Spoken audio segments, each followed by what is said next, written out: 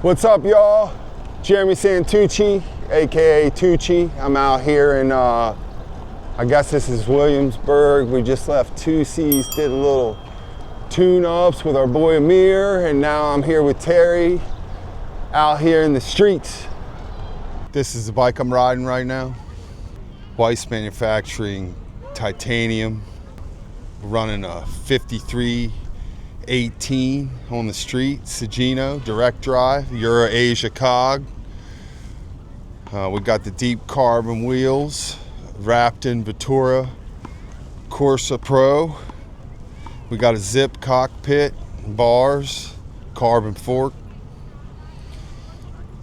It's a real street machine. We got a little custom paint from Logan and myself. I had to get a little extra flair in there, as you can see there.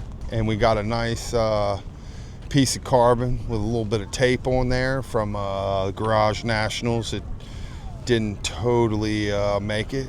30 mil rear tire, big fatty on the back.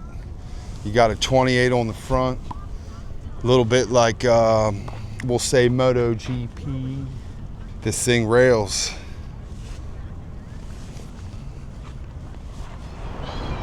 What brought you into bicycles? So, I grew up in Maryland, and my dad was super into racing. We trained racehorses, so I was riding racehorses at about 3 years old.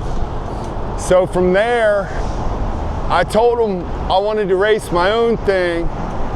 So at about 10, I started racing 80cc motocross bikes, and I ended up racing in the AMA District 7 with Pastrana and Stewart and Supermods for many years, till I severed my arm here. And then I thought it was a good idea to take up cycling because it's safer, or so I thought. So it's kind of been born into it, you know, everything fast moving. It's always been my jam. And did you jump straight into track bikes? So yeah, basically, my dad ended up passing away. He died in my arms, actually, RIP. So I moved to New York. And when I moved to New York, I got into kind of the messenger game and was introduced into track bikes, and quickly found myself at Chari & Co. in the Lower East Side back in like 08, I think, or something. I don't know, it was a long time ago. And then I met Ken. He taught me how to build track bikes and build wheels, and then I started racing for the team and kind of stopped doing the whole messenger thing because I got more into racing. And you know, it kind of was like one of those things that made me feel like you and the bike are a team and you have to be in this flow state. I mean, there's nothing like a track bike, but it takes a certain kind, you know. But we're out here and we love it, and that's why I'm still doing it, you know, almost 20 years later. What kind of other cycling disciplines have you dabbled in? So I used to ride BMX a bit in the dirt when I was younger.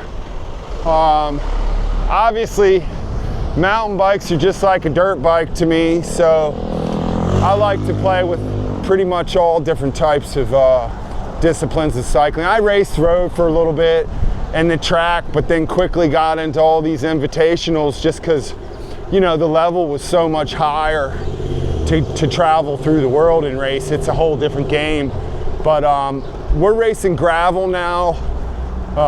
Just started a new team, Outriders, where we're doing track and gravel. Have a bunch of homies on theirs too. We'll probably, I'm sure, talk more about that. But yeah, tell us more about Outriders, dude. So, that's exciting. Basically, Dan, Connor, Franco, Brittany, and myself have kind of started this dream team. We also just picked up Hacker, which nobody knows, as well, from the good guys. So we're just kind of stacking the deck, but the goal is to bring the good vibes, spread the love around, get the scene pumping, you know. That's kind of what the Outriders do. We're there to keep everybody safe and having a good time and send it hard, you know. What's the meaning of the Outriders? Where's that inspiration come from? So Outriders actually are on the racetrack in thoroughbreds and horse racing, and they basically sit off on the sidelines, but they're ready at any time to go out and scoop up a jockey that gets bucked off a horse, or to catch a horse that runs off. They kind of are on a next level horse themselves, and their riding ability is super high. So they kind of are on another level, if you will, but they're like just helping everything run smoothly and keeping the race vibes right. That's kind of where the Outriders come from, you know. They're the bad motherfuckers in the background, sometimes in the foreground. What decisions were made when you put the team together? Like, were you looking for different types of people? Like, what influenced the decision making? It kind of happened organically, because we all kind of wanted the same thing, and we just wanted to kind of build a little more of our own brand and everything with the team. So it started out as just an idea that we had, and then quickly we all got together, Dan, Connor, and I mainly, and then we got Franco and Brittany, and then Hacker, and there's more to come. I'm just going to leave it at that. But basically, we're here to put people on bikes and to have a good time, and, you know, like I said, to spread the love around the industry and really help grow the scene into what it can be. What events have you guys done anything as a team yet, or what do you? So we just did Garage Nationals in DC, and Franco's actually the national champion. I got second, which was a very fun race. We kind of went out guns blazing, and kind of went on a breakaway right away, and then I crashed out and came from the back of the field back to the front, took Franco with me, and then we kind of rode away from everybody, to be honest. It was super fun. It was a good way to start the season. I'm really looking forward to kind of where we're going next. Any big plans? Like, what races are you guys going to do this season? What are you looking forward to? So Newport should be pretty fun. I believe there's one in Texas that Tully's gonna do. We're gonna do that. I'm sure Formula Fixed is coming back as well, which should be super fun. Really kind of bummed I'm not in Berlin to do Rad Race, because I gotta give Peddler the beans, you know. Haven't really got a fair run at that yet to really show what I can do, but I'm gonna take that. It's just a matter of time. But yeah, we have Vermont in the gravel we're doing as well. I think there's potential to maybe do some other big ones internationally. And I'm sure there's lots more track that's gonna happen. I'm just don't know all the dates on top of my head. But there's also potential I'll do my Masters. I am 44 this year, and it's about time I go take that jersey from some people. You're 44? You look fucking good for 44. You know. What's the secret? How do you stay so fit as a 44-year-old? Hey, you know, you gotta stay hydrated. You gotta do what you love. I think that's a big part of it. Get your minerals. That's a big thing as well. But it's a mindset, really.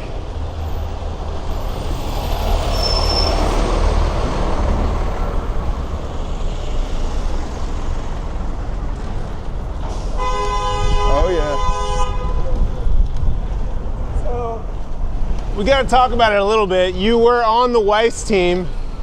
Like, you guys were on a team together for what, 3 years? It was at least 3 years. I've been riding Weiss for a long time. I had one of the first ones with the holes in it. Cole's a great dude, makes great bikes. I think it was just time to try something different, you know what I mean? And they keep, you know, rising up, and us as a team, we're rising up as well. So I'm excited to see where this goes. But yeah, it's been a great ride. I mean, I'm on a Weiss right now, Ty. It's super sick, styled. So I'll always be a fan, you know, no bad blood or anything there. Just, we're doing gravel as well too. So just kind of shifting the team and the brand a little bit. We're gonna be riding Scream bikes. They're being made now. We had Roz do the kits. Everything looks fire. I'm super excited. I think you all are gonna dig it. I know the whole team's excited, and we're continuing to grow day by day. So it's a super exciting thing we got going on, and it should be good, you know.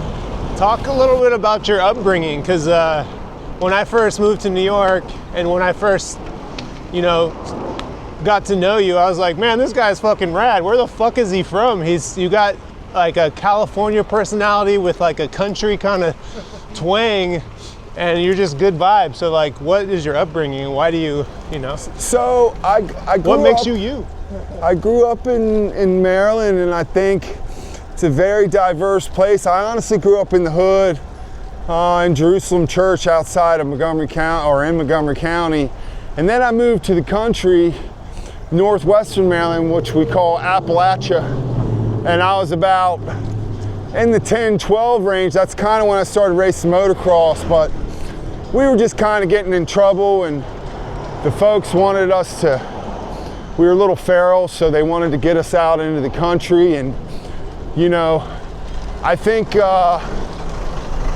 growing up, you know, doing farm work, and I'm also a builder doing construction. It's a very humbling experience, and there's a lot of character building there. So I've eaten a lot of humble pie in my work life and my bike life, and I think maybe that's why it helps me to be me and be a kind of a free spirit, if you will. Speaking of work, why don't you talk about all the different career paths and jobs you've had over, because you have a pretty diverse background in that as well.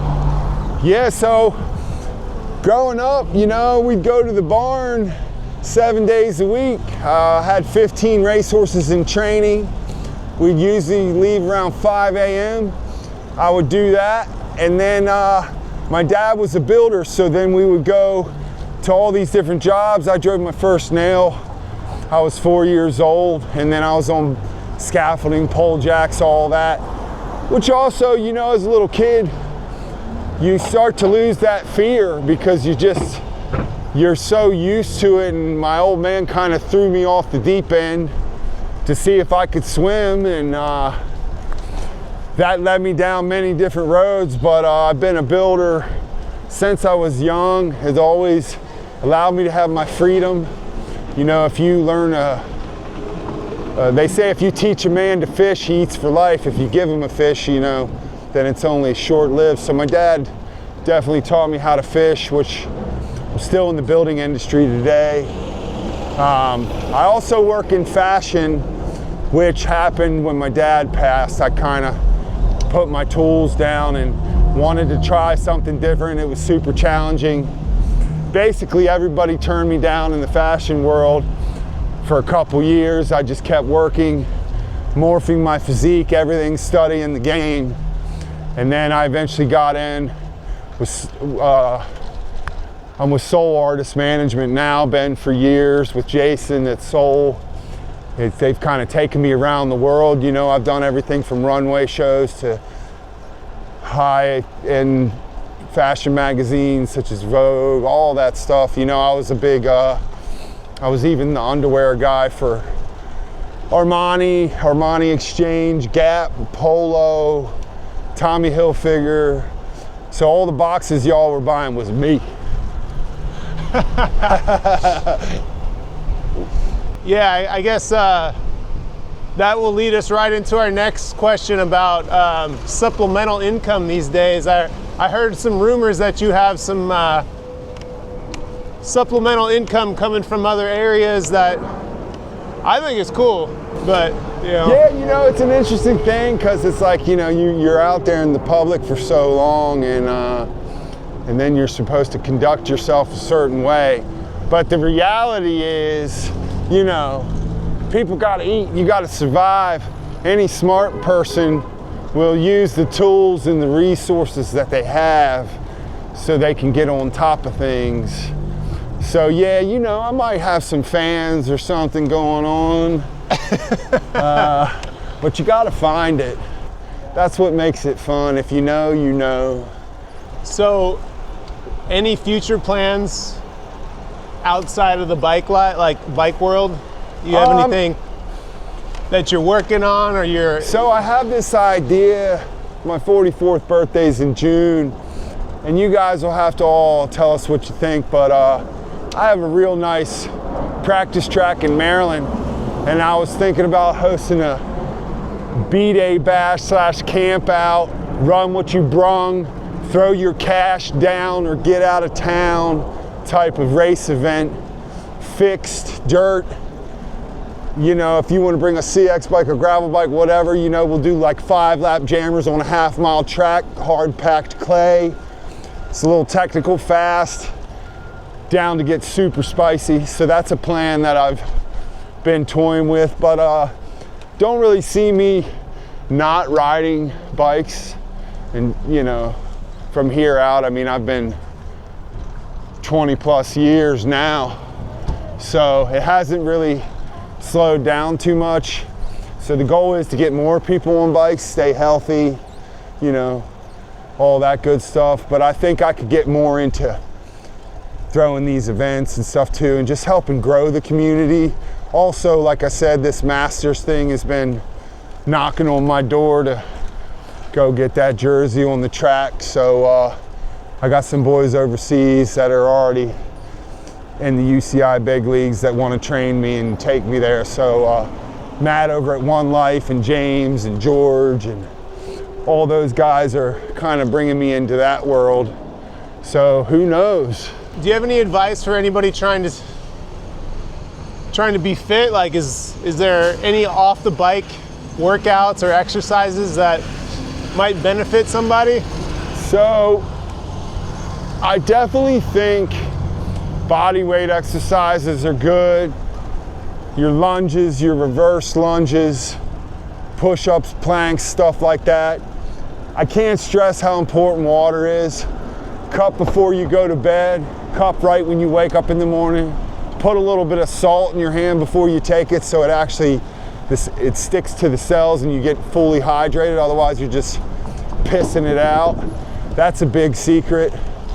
Try to stay away from all the bad shit as much as possible, obviously. But consistency, you know, I've been on the bike consistently for 20 plus years, and you know, I consistently take, you know, my vitamins and minerals and do the water trick. Like, I think the moral of the story is consistency is key. But use what you have, you know, use what's around you. Your body weight is perfect. Form is key too. Like, you know, anybody can do 100 push-ups or 100 squats, but it's how you do them.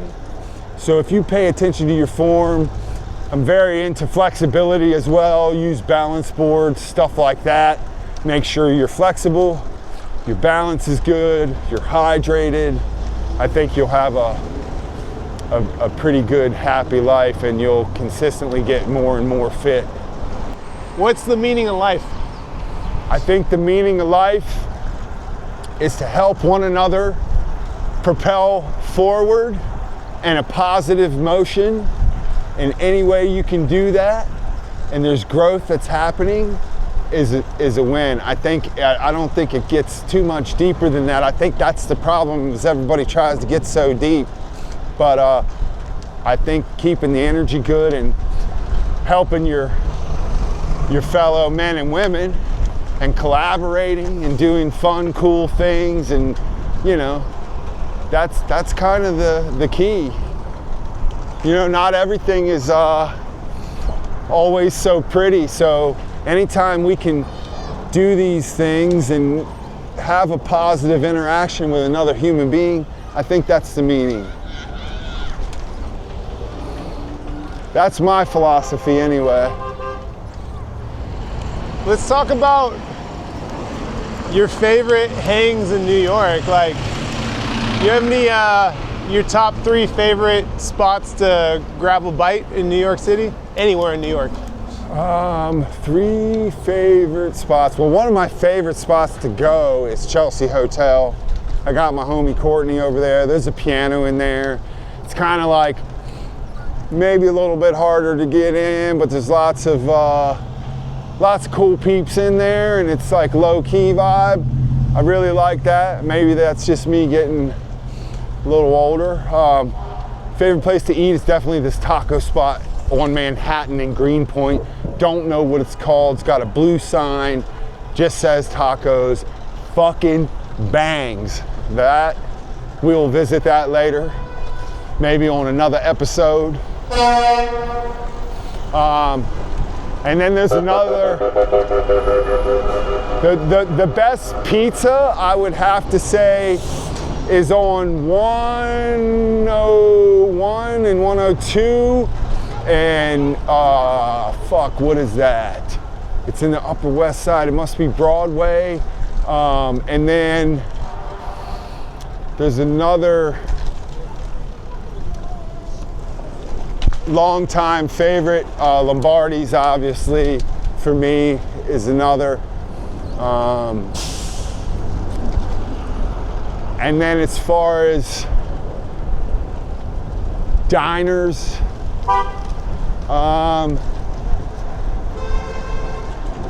kind of like that old school diner in Chelsea. I don't even know if it's still there anymore. It was all silver on the west side. Fuck knows what it's called, but that was a spot for a long time. And my boy Dan, Cheeky's, they used to make the best chicken sandwiches on the planet. He's from Louisiana. Don't know if Cheeky's is open back up yet, but when I was at Charlie & Co., we used to go eat those sandwiches. I had more podium wins off that sandwich than anything else. So that's the podium winner right there, Cheeky's. Look that shit up. All right, I'm gonna ask you a couple quick questions. Just give me the first answer that pops in your head. Hot dog or pizza? Pizza. Steak or fried chicken? Steak. Skateboarding or BMX? BMX. Ooh. But I do like skating, but man, I'm a bike guy. I can't skate like that. I can ride a motherfucking board, but you know, those guys are gangsters. But I'm a two-wheeler. You know, us two-wheelers, even four-wheelers, I had the quads and started to race it. That's all, you know, for me, that didn't work. That's all I'm gonna say. Drums or flats? What's that? Drums or flats? Drums or flats? I don't know if I'm following that one. I know, you just gotta give me an answer. Drums. Drums? All right. Talking about chicken wings. Oh, I thought, I'm like, music? Hold up, I'm talking bass, I'm a bass player. You said thighs, I heard flats, I'm thinking of flat. Like, what? What's your opinion on running tubeless on a fixed gear? So I'm running tubeless right now. I'm running 80. I usually race at 60. I'm a little heavy. I definitely burp fucking some sealant out of my tires sometimes. I think it's great. I think it still has some room for improvement. But we're definitely getting more into that motorsports world with this type of technology. And that last race we were doing, I set the fastest lap out of everybody there. I mean, I was absolutely just turning this bike on its side and it was sticking. So I think tubeless are great, but they still can have some issues. So you really need to have somebody that knows what they're doing set you up, because they can definitely give you some trouble. But when they're right, there's nothing like them. Is there anything you want to get off your chest or say that I haven't asked question-wise? Yeah, maybe, you know, maybe I'm a monster, but not the monster that you think. That's about it. I love everybody, you know, nothing but love. But you know, let people be who they're gonna be. That's it. Let people know where they can find you on the internet. So you can follow me on my IG at Jeremy Santucci. From there, I guess everything's there. I don't really. I have my design page, which is actually a lot cooler. J Tucci Designs, that's all my woodwork and my house projects and stuff, which I'm currently still working on, but that's kind of been also my bread and butter passion project. So if you need any of that custom, that high-end shit, holla at your boy. Right on, dude. Thank you for your time. Thank you for your time, sir. It's always a pleasure. So we bring to a close the story of rigid control through the unceasing research and the highest quality.